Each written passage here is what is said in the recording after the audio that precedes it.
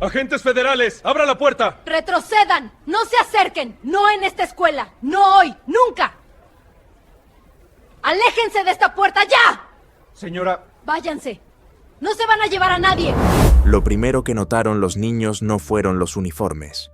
Fue el sonido.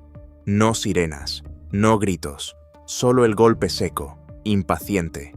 3 golpes rápidos que no pertenecían a un pasillo escolar.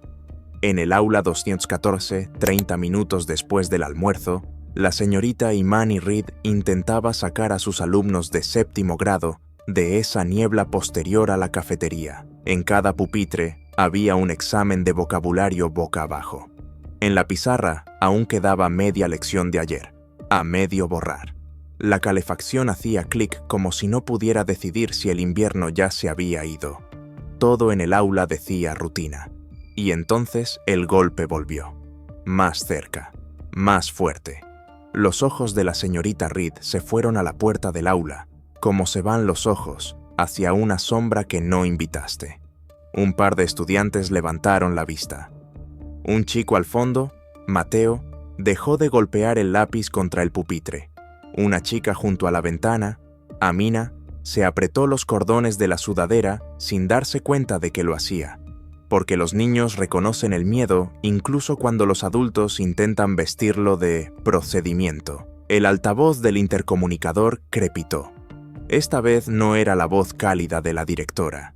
Era una voz nueva, tensa, acelerada. A todo el personal, por favor mantengan las puertas de las aulas cerradas hasta nuevo aviso. El mensaje terminó. Sin explicación, sin tranquilidad, solo cerradas. La señorita Reed se quedó inmóvil medio segundo con un marcador en la mano, y en ese medio segundo, su mente recorrió cada rumor que los padres habían susurrado a la salida, cada titular que ella había leído de madrugada, cada alumno que había parpadeado con miedo cuando alguien dijo la palabra inmigración, como si fuera una amenaza en vez de un estatus. Y entonces lo oyó. 2 voces adultas afuera, graves y firmes. Agentes federales, abra la puerta. Una silla raspó el suelo. Un estudiante inhaló demasiado fuerte. La señorita Reed dejó el marcador como si de pronto pesara. No les dijo a los niños que se calmaran, porque no estaban calmados. Les dijo lo único que importaba.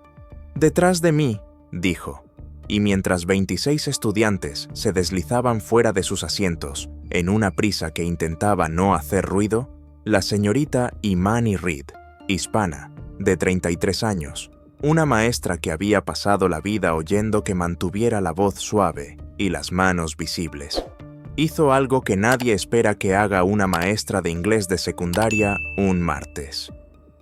Metió la mano detrás de su escritorio y tomó un bate de béisbol, no para blandirlo, no para atacar, sino para trazar una línea, porque, pasara lo que pasara en ese pasillo, ella no iba a permitir que le pasara a los niños que tenía detrás.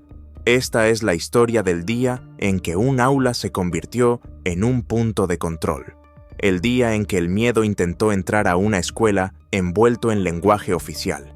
Y el día en que una maestra se plantó en una puerta y obligó a una pregunta que todavía no se ha ido. ¿Quién, exactamente, tiene permitido sentirse seguro cerca de los niños? Déjame preguntarte algo antes de seguir. Si tú fueras maestro y 2 agentes aparecieran fuera de tu aula pidiendo ver a un niño, sin explicación, sin consejero, sin la directora a su lado, ¿qué harías? ¿Te harías a un lado porque sonaban seguros? ¿O protegerías primero a los niños y harías preguntas después? Déjalo en los comentarios, porque la diferencia entre esos 2 instintos es donde vive toda esta historia. Ahora, esto es lo que tienes que entender sobre la señorita Reed. Ella no era una heroína viral, buscando un momento. Era el tipo de maestra que guardaba barritas de granola extra en el escritorio, porque algunos niños llegaban con hambre y fingían que no. Era el tipo de maestra que se quedaba tarde para reescribir recomendaciones porque sabía que una sola frase podía cambiar una beca. No se volvió dura como lo muestran las películas. se volvió dura del modo silencioso en que la adultez te obliga cuando eres responsable de personas que no pidieron serlo. Y ese día, las personas por las que ella era responsable estaban detrás de ella. Hombros pequeños, ojos enormes, respiraciones demasiado rápidas, mientras desconocidos al otro lado de la puerta del aula decían, como si fuera normal, «Abra la puerta». La escuela se llamaba Ridgeview Middle, una escuela pública al borde de un suburbio en crecimiento donde a las familias las habían expulsado de la ciudad por los precios y les habían dicho que los suburbios eran más seguros. El edificio olía a cera de piso y pizza de cafetería. Los pasillos estaban llenos de banderines universitarios y pósters motivacionales que prometían futuros brillantes con tipografías que se sentían como mentiras cuando las mirabas demasiado tiempo. Ridgeview estaba orgullosa de ser diversa, como si las instituciones lo dijeran como una medalla. Pero diversa no significaba igual. Significaba que algunos niños aprendían temprano a traducir su vida a algo digerible para adultos que querían la cultura sin la incomodidad. En la clase de la señorita Reed se veía un niño que hablaba español en casa e inglés en la escuela como si fueran dos cuerpos distintos. Un niño que nunca decía «mi papá» en voz alta, siempre «mi tío», porque era más seguro difuminar la verdad.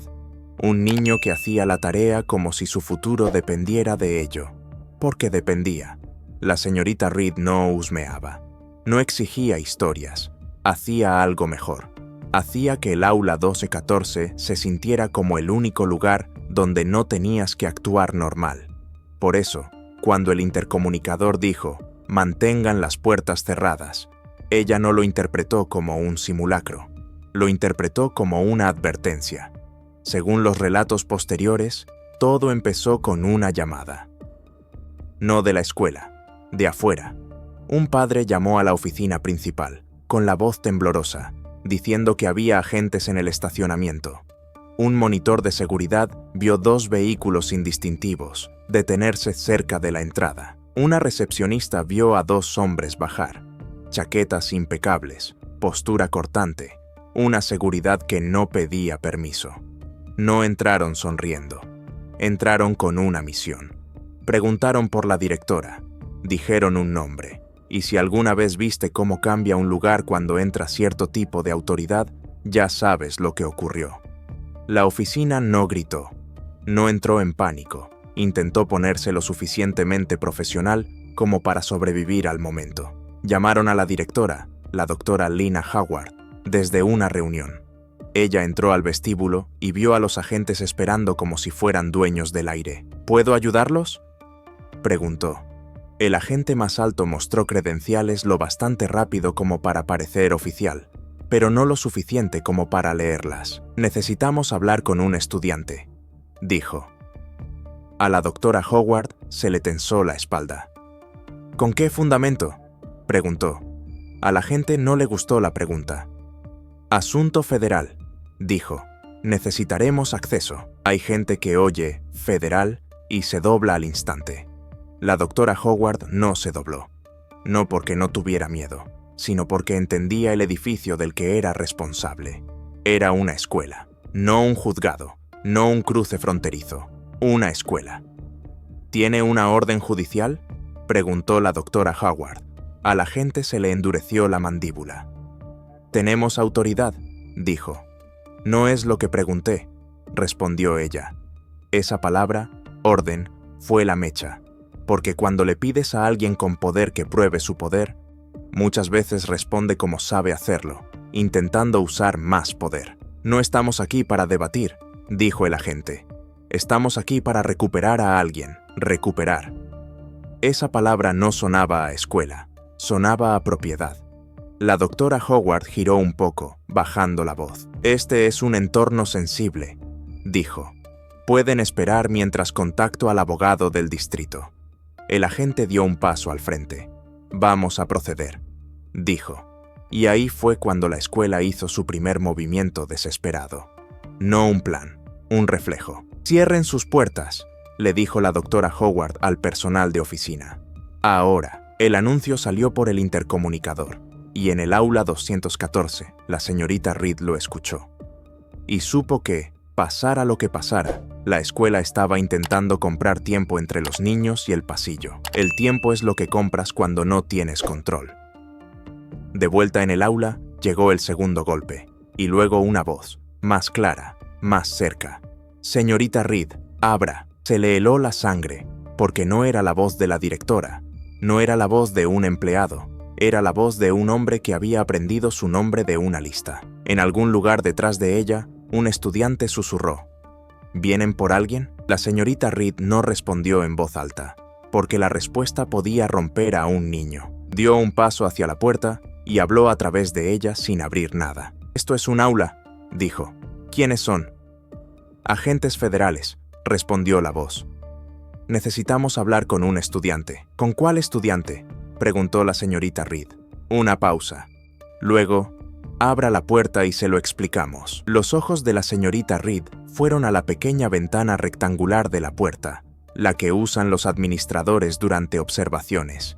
Se movió un poco, bloqueando la línea de visión sin parecer que la bloqueaba. «No abrimos la puerta a adultos desconocidos», dijo. «Esto es una escuela». La voz se endureció. «Señora, usted está interfiriendo en un asunto federal». Interfiriendo. Esa es la palabra que usan cuando te niegas a facilitarles el trabajo. Y la señorita Reed sintió que el peso del momento se le asentaba en los hombros como una mochila llena de ladrillos, porque ella sabía algo que no se dice lo suficiente. Los niños no necesitan que seas valiente, necesitan que seas firme. Miró a sus estudiantes. Estaban agrupados detrás del escritorio de la maestra y en el rincón de lectura, lo más lejos posible de la puerta sin salir corriendo. Algunos se tomaban de la mano. Un chico tenía la cabeza baja, como si intentara desaparecer. Los ojos de Amina estaban húmedos, pero no lloraba. Todavía. La señorita Reed levantó la barbilla y alcanzó el teléfono del aula. Estaba muerto. O quizá la línea estaba saturada. O quizá la oficina cortó los internos para evitar pánico. Fuera lo que fuera, no podía llamar. Así que hizo lo que hacen los maestros cuando fallan los sistemas. Improvisó. Sacó su celular y le escribió a la única persona que sabía que contestaría rápido. El entrenador Daniels, profesor de educación física, ex-marín, el tipo de hombre que habla poco, pero se mueve como si pudiera detener un pasillo con su presencia. Mensaje. Agentes en mi puerta. Aula 214. Necesito administración ya. Enviar. Luego se giró hacia el armario al fondo. Dentro había material deportivo viejo. Conos, cuerdas para saltar, una bolsa polvorienta de pelotas blandas, un bate que había quedado de una jornada de recaudación meses atrás. Abrió el armario, tomó el bate y volvió hacia la puerta. El bate no estaba en alto, no lo estaba agitando, lo sostenía bajo, con ambas manos como un ancla, un mensaje sin amenaza. Yo estoy aquí, ellos están detrás de mí, y ustedes no van a entrar como si esto fuera normal. Los agentes golpearon otra vez, esta vez más fuerte. «Abra la puerta», dijo la voz. «Ahora». La señorita Reed habló con calma, lo bastante alto para que los niños oyeran su firmeza. «No voy a abrir esta puerta sin la directora presente», dijo. «Si tienen una orden, preséntenla a administración». «Señora», cortó la voz, «usted está empeorando esto». La señorita Reed tragó saliva. Tenía la boca seca, pero la voz se mantuvo pareja. «No», dijo, «ustedes lo están empeorando. Esto es un aula llena de niños». Hubo movimiento afuera, pasos cambiando de peso, el roce de chaquetas, ese sonido sutil de gente que no está acostumbrada a que le digan que no. Entonces se sumó otra voz, más cerca de la ventana. «Estamos buscando a un estudiante llamado». Todo el cuerpo de la señorita Reed se tensó, porque si decían un nombre en voz alta, el aula nunca volvería a ser la misma.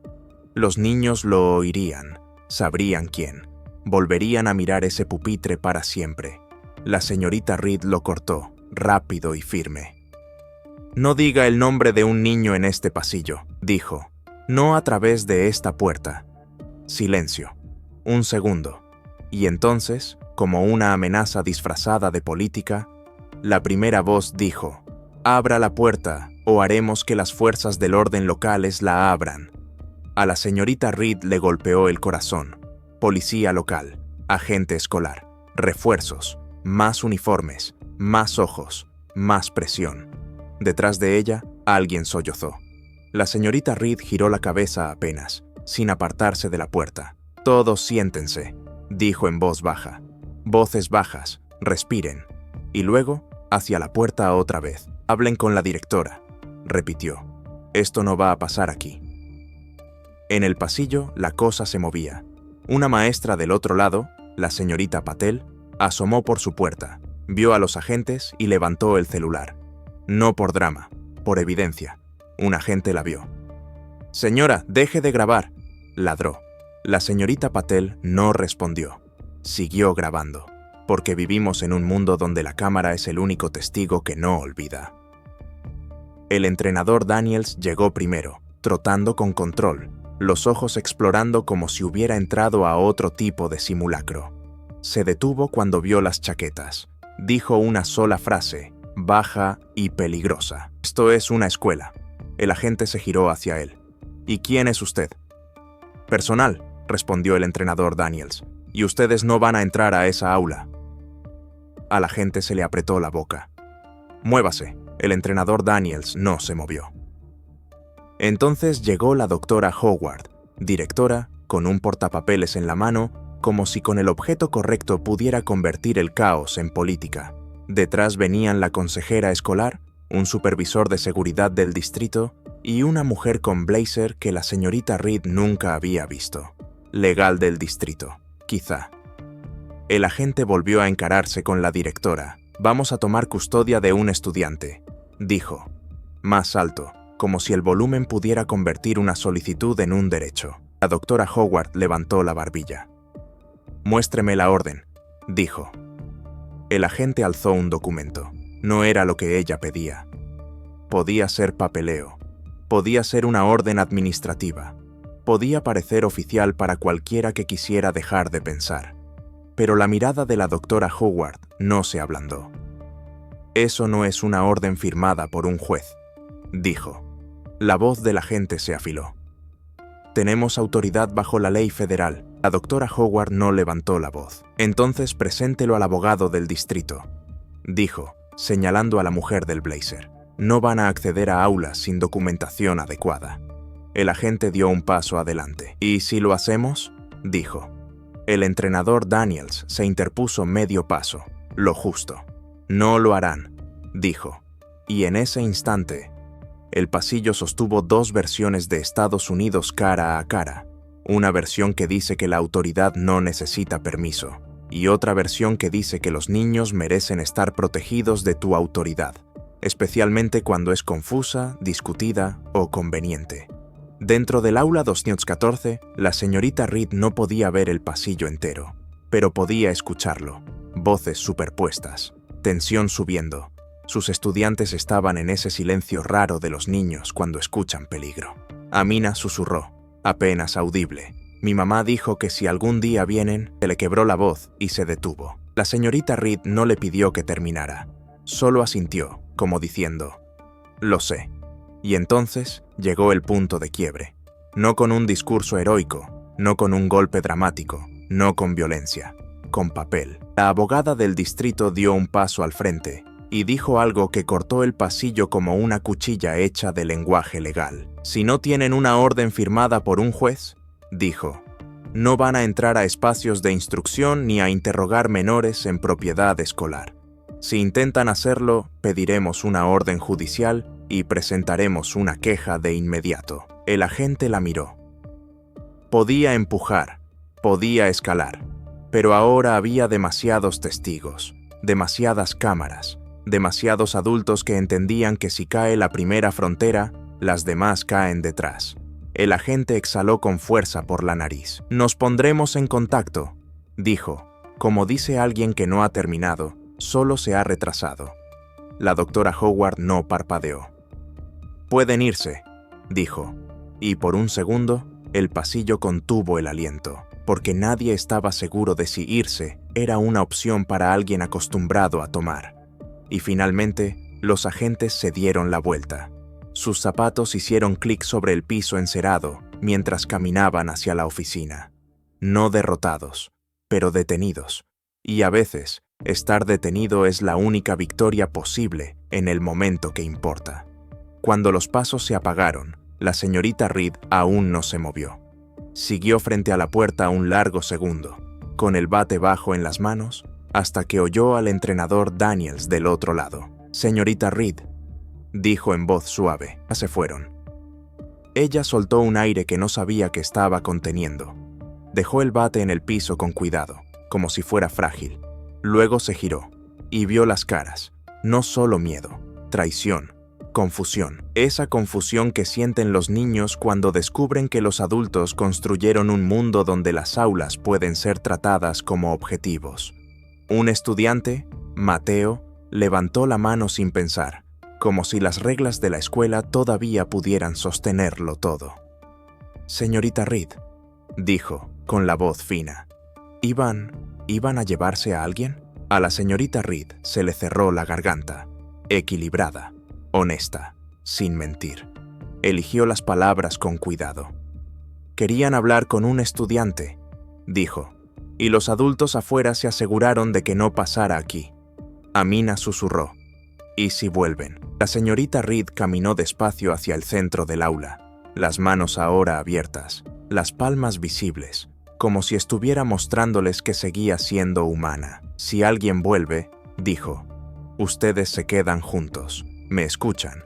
Y recuerdan esto, no están en problemas por existir». Esa frase cayó pesada, porque algunos no la creían, no del todo, ya no. Esa tarde, Ridgeview intentó retomar el horario como si el edificio no hubiera contenido la respiración alrededor de una confrontación federal. Pero no puedes volver a meter la pasta de dientes en el tubo. En la cafetería, los niños susurraban. En los pasillos, los maestros se cruzaban miradas que decían, «¿Lo viste?». En la oficina, a la doctora Howard le temblaron las manos cuando por fin se sentó sola y comprendió lo cerca que estuvieron de que sacaran a un niño del aula frente a todos. Los padres empezaron a llamar. No después, no al día siguiente, en minutos, porque el video de la señorita Patel ya circulaba por grupos de chat. Un clip tembloroso de un pasillo, 2 agentes, una directora sosteniendo la línea y una voz amortiguada detrás de una puerta. La voz de la señorita Reed diciendo firme y clara, «No diga el nombre de un niño en este pasillo». El texto que alguien le puso era simple. «Vinieron a nuestra escuela». Y cuando una frase así es cierta en algún lugar, se expande en todas partes. Las consecuencias no pidieron permiso. Esa noche, frente a la oficina del distrito, se reunió un grupo pequeño.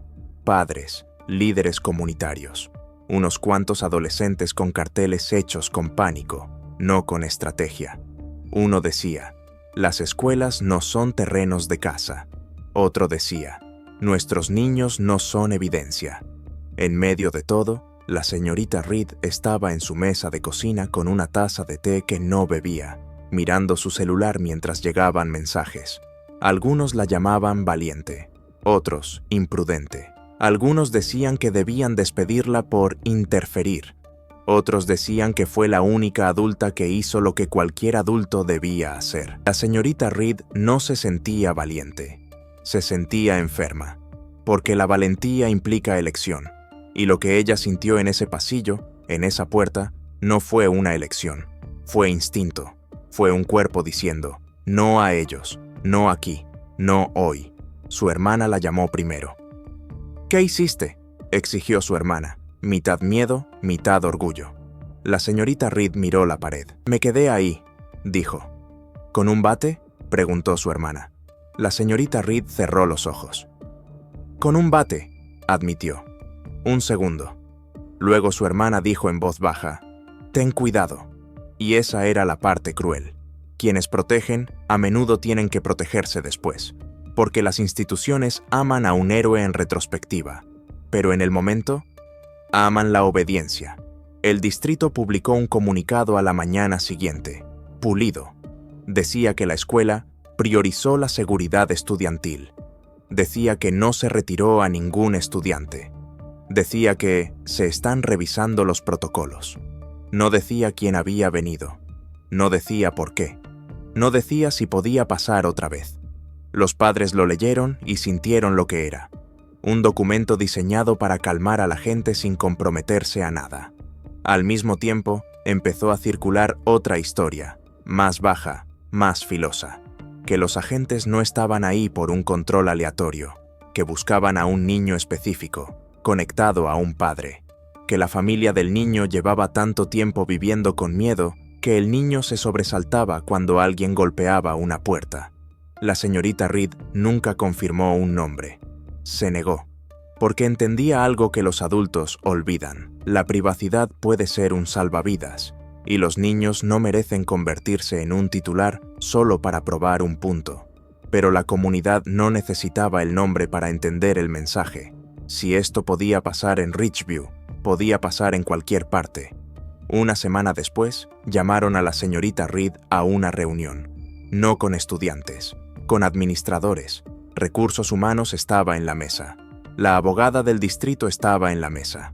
La doctora Howard estaba en la mesa, agotada de un modo que no se cura con sueño. Y alguien de seguridad del distrito hizo la pregunta que siempre llega después de un momento así. ¿Por qué tomó un bate?, dijo, como si el bate fuera la historia y no el pasillo. La señorita Reed no se inmutó. Porque había adultos exigiendo entrar a mi aula, dijo. Porque no pude comunicarme con la oficina, porque mis estudiantes tenían miedo. ¿Pensaba usarlo?, preguntó Recursos Humanos. Ahí estaba, la trampa. La señorita Reed negó con la cabeza. No, dijo. Pensaba que me vieran. Silencio. Siguió, con la voz firme. Mi intención era hacer imposible que alguien fingiera que esto era normal. Mi intención era ralentizar el momento lo suficiente para que llegara alguien con autoridad real. La abogada del distrito se inclinó. Y usted nunca amenazó a nadie, dijo, más afirmación que pregunta. La mirada de la señorita Reed se sostuvo. Les dije que no iban a entrar, dijo. Eso no es una amenaza, es un límite. El supervisor de seguridad exhaló como si hubiera contenido el aire una semana. Necesitamos protocolos, murmuró. No podemos tener personal improvisando. La señorita Reed asintió una vez. Entonces escríbanlos, dijo, porque los niños fueron los que improvisaron el miedo. Y en esa frase, la sala entendió lo que realmente había sido. No se trataba de un bate, se trataba de la ausencia de un plan, de cómo las instituciones construyen declaraciones brillantes de misión y olvidan el día en que alguien con poder decide poner a prueba el edificio. Las consecuencias legales no llegaron con música dramática. Llegaron con cartas. Los padres pidieron registros. Grupos de derechos civiles hicieron preguntas. La fiscalía del distrito recibió quejas. Y en algún lugar, detrás de escena, se tomó una decisión. El distrito no iba a permitir que esto se convirtiera en una herida abierta que sangrara durante años. Redactaron nuevas políticas de acceso. Ordenaron que cualquier agencia externa que buscara contactar a un estudiante pasara por el asesor legal del distrito. Capacitaron al personal sobre qué hacer cuando extraños exigen entrar. Crearon un protocolo que, si hubiera existido antes, habría hecho innecesario el bate de la señorita Reed. Pero las políticas no borran el momento. No borran el sonido de esos golpes. No borran cómo temblaban las manos de Amina. No borran el hecho de que los niños aprendieron algo importante y horrible. La puerta de un aula no siempre protege. A veces es solo una tabla delgada entre tú y un mundo que cree que eres removible. Meses después, la señorita Reed estaba de nuevo frente a su clase. Los mismos pupitres, la misma pizarra, el mismo reloj agrietado sobre la puerta, siempre adelantado un minuto. Pero el aula se sentía distinta, porque los niños no olvidan el día en que los adultos se asustaron. Una tarde, durante lectura silenciosa, Mateo levantó la vista y dijo bajito, «¿Señorita Reed? ¿Sí? respondió. ¿Cree que se meterá en problemas para siempre por lo que hizo? La señorita Reed se detuvo. Podría haberle dado algo simple, pero los niños merecen verdad con cuidado. Creo, dijo despacio, que a veces te metes en problemas por hacer lo correcto dentro de un sistema equivocado. Mateo frunció el ceño. «Qué tonto», dijo. La señorita Reed casi sonrió. «Lo es», estuvo de acuerdo. Amina no levantó la vista del libro, pero habló igual. «Mi mamá dijo que usted nos salvó», dijo. A la señorita Reed se le apretó el pecho. Mantuvo la voz tranquila. «Yo no los salvé», dijo. «Me quedé con ustedes. Y de eso se trata esta historia. No de una maestra con un bate, sino de una maestra con su cuerpo, una puerta, una negativa a que los niños se conviertan en daño colateral. Así que cuando la gente discute sobre ese bate, si fue apropiado, si fue demasiado, si la señorita Reed debió simplemente obedecer, se están perdiendo el punto. El bate nunca fue el arma. El bate fue el símbolo. El símbolo decía, si quieren llegar a estos niños tienen que pasar por mí primero. Y la verdad es que la señorita Reed no ganó porque pareciera dura. Ganó porque obligó al mundo a mirar. Porque hizo imposible fingir que el pasillo era normal. Porque no permitió que el nombre de un niño se convirtiera en una acusación pública. Porque compró tiempo. Y en situaciones así, el tiempo es seguridad. El tiempo es dignidad. El tiempo es la diferencia entre un niño que se va a casa y un niño que es arrastrado a un sistema que no entiende. Vuelvo a la imagen del inicio. La señorita Reed en la puerta, los niños detrás. Un bate sostenido bajo, sin agitarlo, sin amenazar, solo presente. No fue heroico como en una película. Fue desordenado, humano y aterrador. Y nos deja con una pregunta que pesa más que cualquier actualización de política. Si una maestra tiene que convertirse en escudo dentro de su propia aula, ¿qué dice eso del mundo fuera de la puerta? ¿Y qué dice de nosotros si solo prestamos atención cuando alguien por fin dice que no lo bastante fuerte como para que las cámaras lo oigan? Así que te hago la última pregunta, y quiero que la respondas de verdad. Si tú hubieras estado ahí, si tú fueras esa maestra y esos fueran tus niños detrás, ¿te habrías hecho a un lado? ¿O habrías sostenido la línea?